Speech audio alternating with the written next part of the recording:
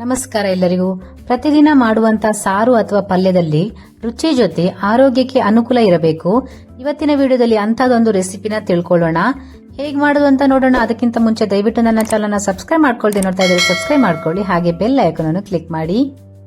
ಈ ರೆಸಿಪಿ ಇಷ್ಟ ಆದ್ರೆ ನಿಮ್ಮ ಫ್ರೆಂಡ್ಸ್ ಅಂಡ್ ಫ್ಯಾಮಿಲಿಗೂ ಶೇರ್ ಮಾಡಿ. ಹಸಿರಾದ ತಾಜಾ ಸಬ್ಬಸಿಗೆ ಸೊಪ್ಪು ಕೂಡ ನಮ್ಮ ಅನೇಕ ಆರೋಗ್ಯ ಸಮಸ್ಯೆಗಳಿಗೆ ರಾಮಬಾಣ ಅಂತಾನೆ ಹೇಳ್ಬೋದು. ಇದರಲ್ಲಿ ವಿಟಮಿನ್ ಸಿ ಇರೋದ್ರಿಂದ ನಮ್ಮ ಗಾಯಗಳನ್ನ ವೇಗವಾಗಿ ಗುಣಪಡಿಸೋದಕ್ಕೆ ಸಹಾಯ ಮಾಡುತ್ತದೆ.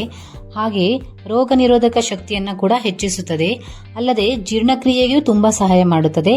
ಇದಲ್ಲದೆ ತುಂಬಾ ಹಲವಾರು ಉಪಯೋಗಗಳಿದೆ. ಮಡಿಕೆ ಕಾಳಿನಲ್ಲಿ ಪ್ರೋಟೀನ್, ನಾರಿನಂಶ ಮತ್ತೆ ಶಕ್ತಿಯನ್ನು ನೀಡುವಂತಹ ಅಂಶ ಇರುತ್ತದೆ. ಮಧುಮೇಹ ನಿಯಂತ್ರಣಕ್ಕಾಗಿರಬಹುದು ಅಥವಾ ಬಲವಾದ ಮೂಳೆಗಳಿಗೆ ಇದು ತುಂಬಾ ಸಹಾಯ ಮಾಡುತ್ತದೆ.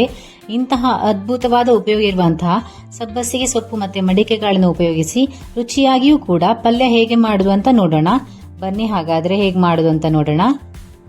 ಮೊದಲಿಗೆ ಮಿಕ್ಸಿ ಜಾರಿಗೆ ಖಾರಕ್ಕೆ ಎಷ್ಟು ಬೇಕು ಅಂತ ನೋಡಿಕೊಂಡು ಹಸಿಮೆಣಸನ್ನ ಹಾಕಿ, ಬೆಳ್ಳುಳ್ಳಿನ ಈ ತರ ಬಿಡಿಸಿ ಎಸ್ಲು ಹಾಕಿ, ಹಾಗೆ 1 ಇಂಚು ಶುಂಠಿನ ಹಾಕಿ, 1/4 ಕಪ್ಪಿನಷ್ಟು ತೆಂಗಿನ ತುರಿ ಹಾಕಿ, ಆದಷ್ಟು ಫ್ರೆಶ್ ಆಗಿರೋ ತೆಂಗಿನ ತುರಿನ ಬಳಸಿ ಇದನ್ನ ಈ ತರ ನೀರು ಹಾಕದೇನೆ ತರಿತರಿಯಾಗಿ ರುಬ್ಬಿಟ್ಕೊಂಡು ಒಗ್ಗರಣೆಗೆ ಒಂದು ಪ್ಯಾನಿಗೆ ಸ್ವಲ್ಪ ಎಣ್ಣೆ ಹಾಕಿ, ಎಣ್ಣೆ ಕಾಯ್ತಾ ಇದ್ದಂತೆ ಸಾಸಿವೆ, ಜೀರಿಗೆ, ಇಂಗು, ಕರಿಬೇವು ಇದಿಷ್ಟನ್ನ ಹಾಕಿ ಬಾಡಿಸ್ಕೊಂಡು ಚಿಕ್ಕದಾಗಿ ಹಚ್ಚಿಟ್ಕೊಂಡಿರುವಂತ ಈರುಳ್ಳಿನ ಹಾಕಿ ಸ್ವಲ್ಪ ಅರಿಶಿನ ಹಾಕಿ ಬಾಡಿಸ್ಕೊಳ್ಳಿ.